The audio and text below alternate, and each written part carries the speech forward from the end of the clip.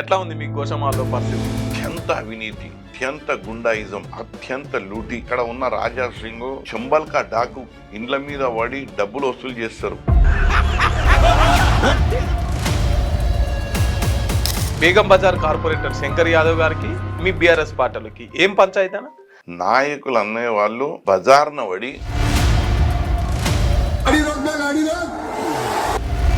అక్కడ ఎమ్మెల్యేకు అంటే అద్దు అదుపు లేదు.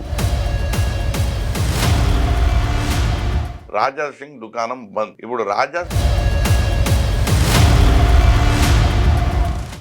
బీజేపీ సంస్కృతికి అంతా వ్యతిరేకం కదా. అదే నాకు ఆశ్చర్యం. నేను ఏమంటున్నా, ఈ ఆర్ఎస్ఎస్ ఎక్కడ పోయిందబ్బా?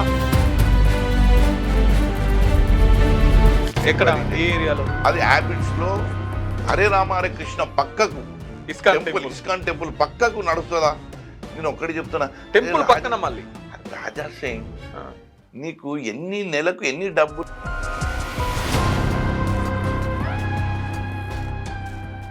మీరు చాలా పెద్ద ఆరోపణలు చేస్తున్నారు. నేను పెద్ద ఆరోపణలు కాదు, నీ కట్టుబడి ఉంటాయి ఈ ఆరోపణలు నా మీద. అయ్యా నేను తప్పు చెప్తే నన్ను కోర్టుకి ఇచ్చండి. నా మీద మీతో పాటు పోటీ చేసినటువంటి వ్యక్తి బీజేపీ నుంచి మాధవిలత గారు ఈ మధ్య కనిపించట్లేదు. నేను ఆ రోజే చెప్పిన ఈ ఐటమ్ లేడీ ఈమె ఐటమ్ లేడీ ఖచ్చితంగా. నేను ఆ రోజే చెప్పిన ఈమె ఐటమ్ లేడీ. ఒక మహిళను పట్టుకుని అట్లా అనడం కరెక్టే అంటారా? ఆమె భూమి మీద కాళ్ళాగా ఆమె తలకాయ ఉన్న చెట్టు ఎట్లనో తిప్పుతుంటది, ఒక ఏదేదో చెప్తుంటది. మీరేమో మా జాతిపిత కేసీఆర్ అంటున్నారు. ఇన్ని ఫోన్ ట్యాపింగ్ చేసిండు, క్రిమినల్, తర్వాత స్కాములు చేసిండు, లక్షల కోట్లు దండుకున్నాడు, 1000 ఎకరాల భూమిని సంపాదించుకున్నాడు, ఎట్లా జాతిపిత అవుతాడని చెప్పేసి రేవంత్ రెడ్డి అంటున్నారు. ఇప్పుడు మేము అంటలేము జాతిపిత అని, మేమైతే మా నాయకుడు అంటున్నాం. కానీ ప్రజల నుంచి వచ్చింది. నిజంగా కేసీఆర్ జాతిపిత అంటారా? 100%. ఇప్పుడు అద్భుతమైన ఉద్యమం ఇవాళ మహాత్మా గాంధీ ఏదైతే ఆయన సిద్ధాంతాలు ఉన్నాయో దాన్ని పూర్తిగా కేసీఆర్ గారు అందిపుచ్చుకొని ఒక ఉద్యమం నడిపిండు. దాని ద్వారానే ఇవాళ మనకు తెలంగాణ ఏర్పాటయ్యింది. ఇవాళ మనము గడ్డకెక్కినాక అందరూ మాట్లాడతారు, నీ నీరు అంటే నేను నీరు. ఆ రోజు ఒక్కడిగా వెళ్ళి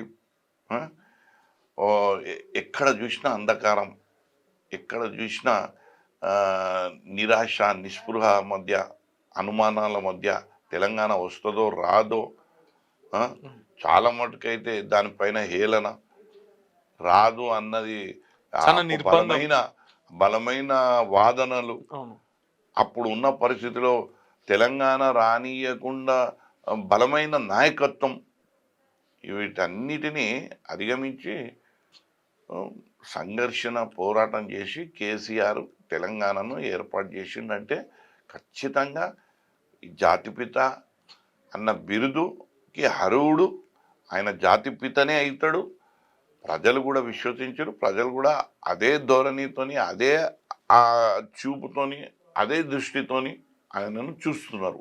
ఇవాళ రేవంత్ రెడ్డి ఒక్కరికి జాతిపిత కాకపోవచ్చు, ఓకే, నువ్వు అనాలని మాకేం లేదు కదా, ప్రజలు ముఖ్యం కదా.